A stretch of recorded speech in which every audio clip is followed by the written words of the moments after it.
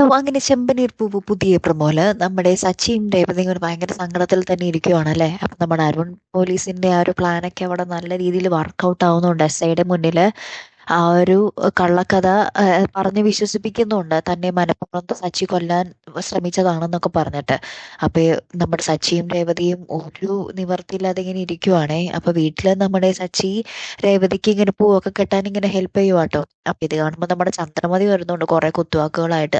ഇനി ഇവന് പണിയും കൂലിയൊന്നും ഇല്ലല്ലോ, ഇവളുടെ ഒപ്പം പൂ കെട്ടാനും അടുക്കളയിൽ സാമ്പാർ ഉണ്ടാക്കാനൊക്കെ ഇവന് നിക്കാം എന്നൊക്കെ പറഞ്ഞിങ്ങനെ ഭയങ്കരമായിട്ട് കളിയാക്കുന്നുണ്ടേ.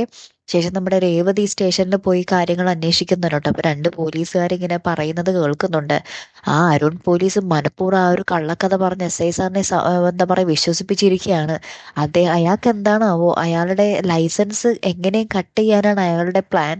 ഇനി എന്തൊക്കെ സംഭവിക്കുമാവോ എന്നൊക്കെ പറയുന്നുണ്ട്. അപ്പൊ രേവതി ഇത് കേട്ടിട്ട് ഇത് വന്ന് നമ്മുടെ സച്ചിനോട് പറയുന്നുണ്ട്. അപ്പൊ മനസ്സിലായി മനഃപൂർവ്വം കള്ളക്കഥ തന്റെ തലയിൽ ഇട്ടിട്ട് ലൈസൻസ് കട്ട് ചെയ്യാനുള്ള ശ്രമമാണെന്ന്. അപ്പൊ നമ്മുടെ സച്ചിയും രേവതിയും എസ് ഐനെ കണ്ടിട്ട് സത്യാവസ്ഥ ബോധിപ്പിക്കാൻ ഇങ്ങനെ നിൽക്കുവാണ്. ഇനി എന്തൊക്കെയാകും എന്നുള്ളത് കണ്ടു തന്നെ അറിയാട്ടോ. കാത്തിരിക്കാം. അപ്പൊ അടുത്തൊരു വീഡിയോയുമായി വരുന്നത് വരയ്ക്കും ഗുഡ് ബൈ.